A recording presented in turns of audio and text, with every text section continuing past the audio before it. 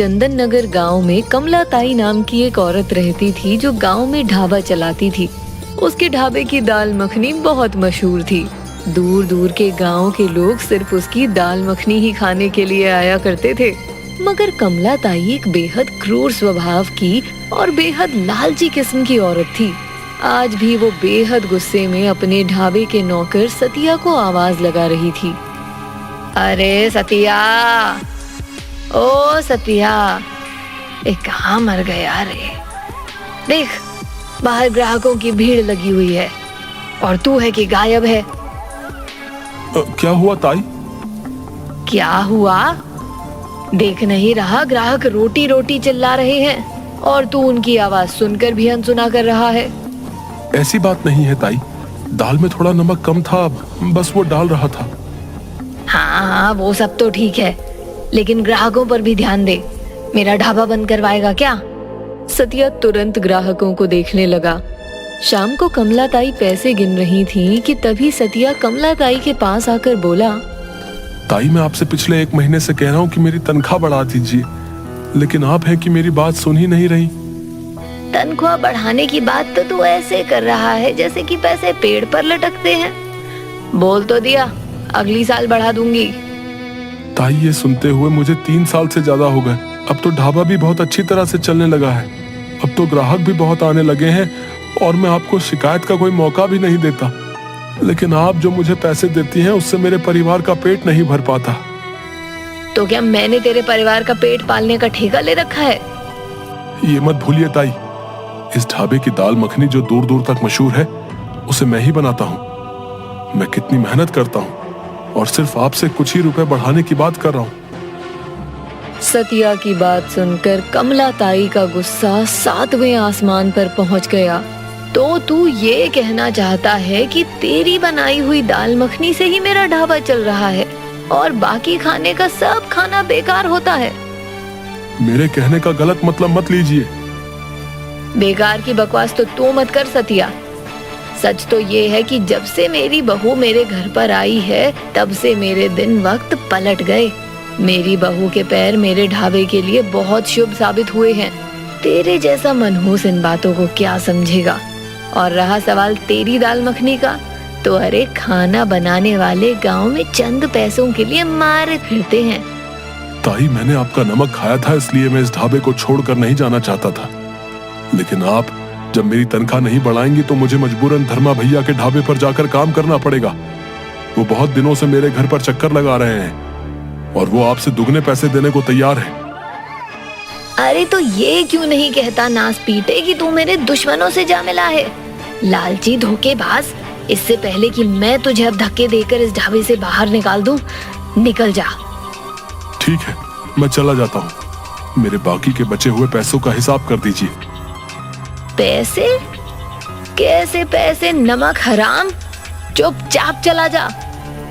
सतिया जरा सा मुंह लेकर कमला ताई के ढाबे से निकल गया और सीधे धर्मा के ढाबे पर जाकर पहुंच गया। सतिया को देखकर धर्मा, जो कि एक बहुत अच्छा व्यक्ति था, मुस्कुराता हुआ बोला, मैं जानता था सतिया, कमला तुझे एक ना एक दिन धक्के देकर बाहर निकाल ही देगी। अरे उसे मैं बरसों से जानता हूँ, शायद तू नहीं जानता। जब मैं तेरी उम्र का था तब मैं उसी के ढाबे पर काम करता था। वो 1 नंबर की लालची औरत है।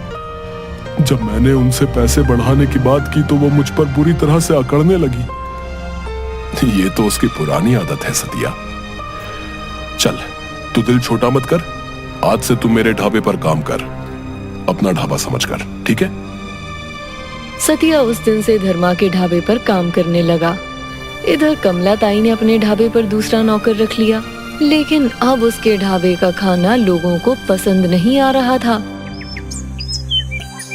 एक दिन मुखिया कुछ लोगों को लेकर कमला ताई के ढाबे पर खाना खाने आए। और सुनाओ कमला, कैसी हो? ठीक हूँ मुखिया जी, आज मेरे ढाबे का रास्ता कैसे भूल गए? सोचा आज तुम्हें देख लूं और तुम्हारे ढाबे की दाल मखनी भी कुछ खा लूं। कुछ भी कहो कमला, तुम देखने में आज भी बड़ी सुंदर लगती हो। कमला ताई शर्माते हुए, आप भी ना मुखिया जी, बुढ़ापे में भी आपकी छेड़ने की आदत नहीं गई। और कभी जाएगी भी नहीं कमला।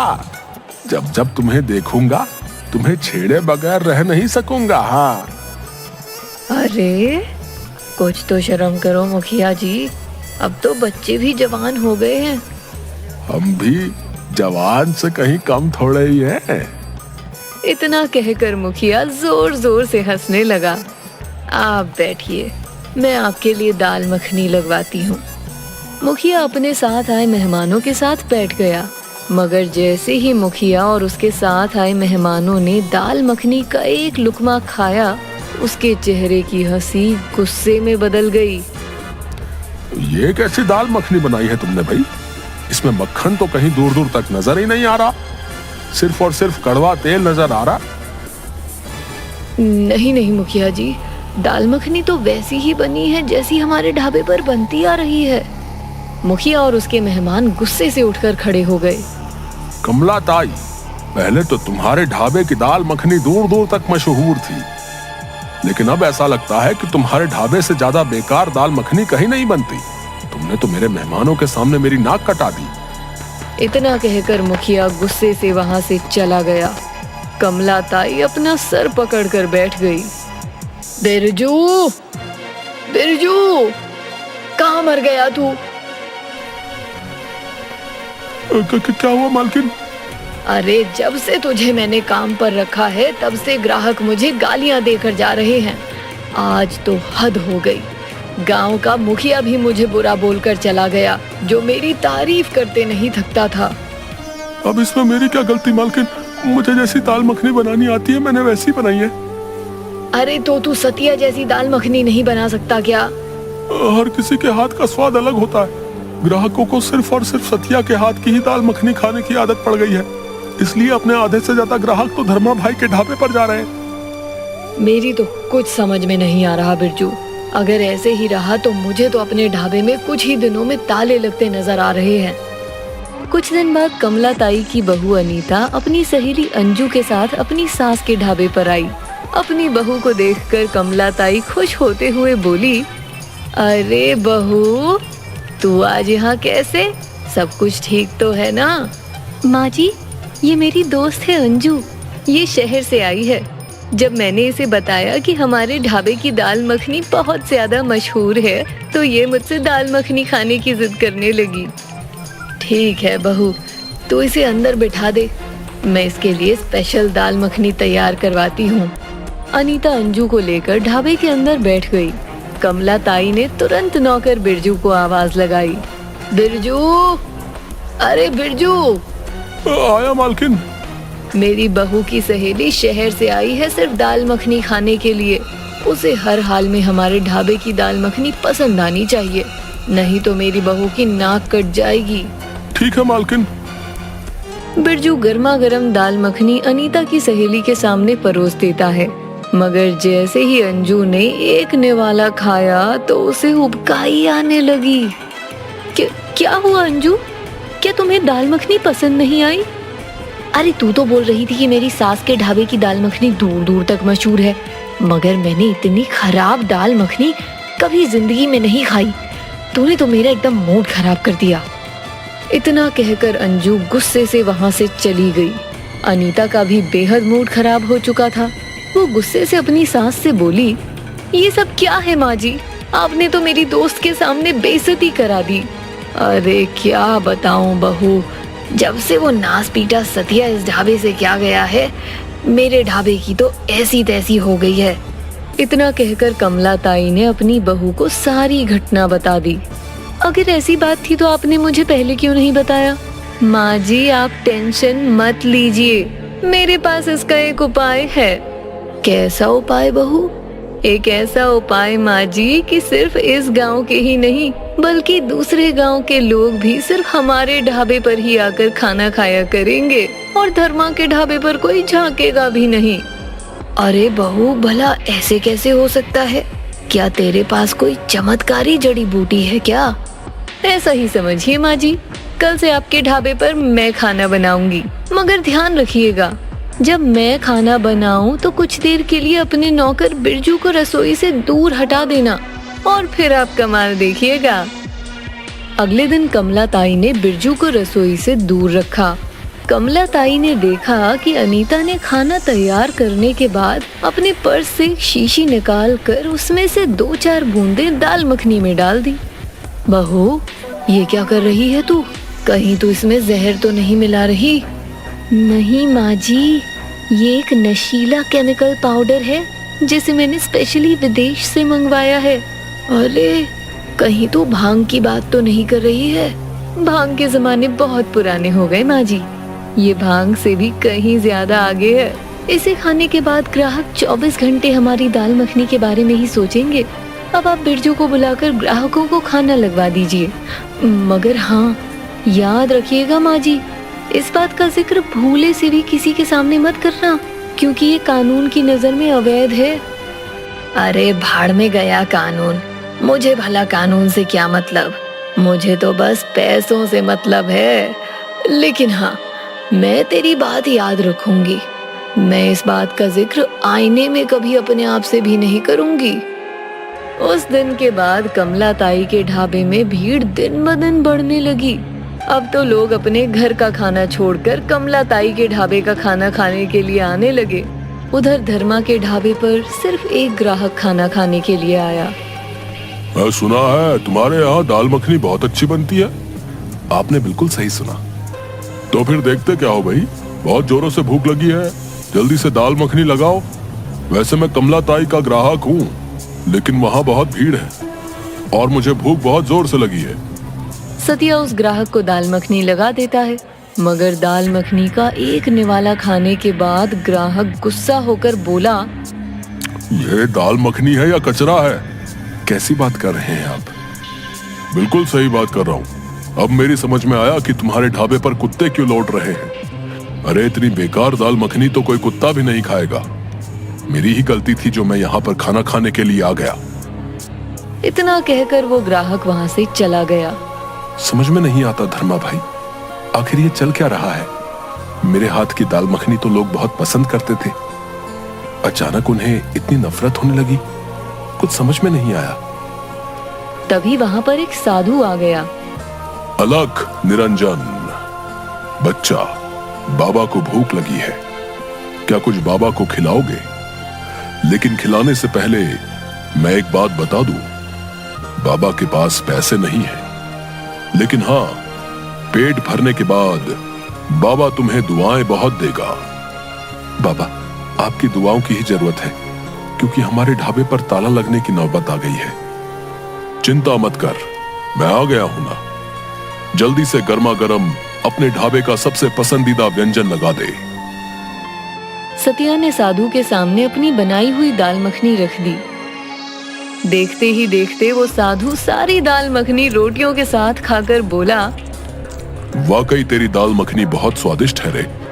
चिंता मत कर, बहुत जल्द तू तरक्की करेगा। अरे बाबा, कहां से तरक्की करूंगा? तरक्की तो इस वक्त कमला ताई कर रही है। उसके यहाँ की दाल मखनी हमारे यहाँ की दाल मखनी से कहीं ज्यादा बेहतर है। धर्मा की बात पर साधु मुस्कुराता हुआ वहां से चला गया और सीधा कमला ताई के ढाबे पर पहुंचा और कमला ताई की तरफ देखकर बोला, अलख निरंजन, बाबा को कुछ खाने को दे दे, लेकिन खाना देने से पहले एक बात ध्यान रखना, बाबा के पास पैसे नहीं है, लेकिन हाँ, दुआएं बहुत हैं। साधु की बात सुनकर कमला ताई का गुस्सा 7वें आसमान पर पहुंच गया। पैसे नहीं है तो फिर यहाँ पर क्यों ठूसने के लिए आ गया? चला जाए यहाँ से। जेब में पैसे हो तब यहाँ पर आकर खाना। यहाँ पर खाना खाने के लिए लाइन लगानी पड़ती है। कमला ताई की बात सुनकर साधु के होठों पर एक रहस्यमयी मुस्कुराहट आ गई।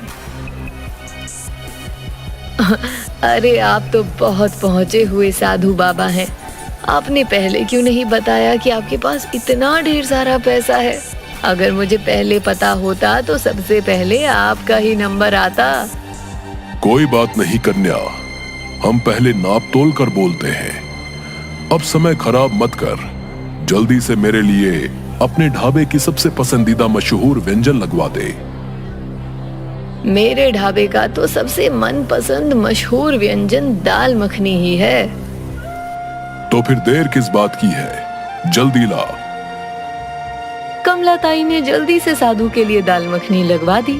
साधु ने मुश्किल से एक ही निवाला चबाया होगा और उसने बड़ी तेजी से वो थूक दिया।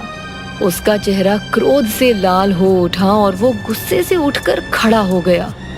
साधु को गुस्से में देखकर कमलाताई बोली, क्या हुआ साधु बाबा, आपके चेहरे पर इतना क्रोध कैसे झलकने लगा?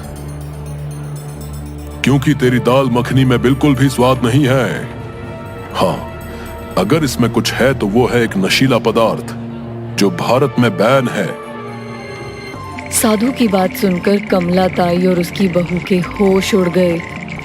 आपको कैसे पता? अनीता ने इतना कहा ही था कि साधु ने अपनी दाढ़ी और मूंछ निकाल कर फेंक दी और तुरंत पिस्तौल निकाल ली। देखते ही देखते ढाबे के कुछ व्यक्ति उठ खड़े हो गए और उसके साथ खड़े हो गए। मेरा नाम है आर्यन, सीबीआई नारकोटिक्स विभाग। हमें लगातार सूचना मिल रही थी कि इस गांव में ड्रग सप्लाई की जा रही है। जब मैंने तुम्हारी दाल मखनी चखी, मैं उसी वक्त समझ गया कि इसमें नशीला पदार्थ मिलाया गया है। कमलाताई और आरती तुरंत सीबीआई इंस्पेक्टर आर्यन के पैरों में गिर गईं। मुझे माफ कर दो, मैं लालच में आ गई थी। और तुम्हें इस लालच की सजा भुगतनी पड़ेगी। अब तुम दोनों की सारी जिंदगी जेल में कटेगी। आर्यन और वहां मौजूद पुलिस वालों ने कमलाताई और अनीता को गिरफ्तार कर जेल भेज दिया और उसके बाद से धर्मा का ढाबा चलने लगा।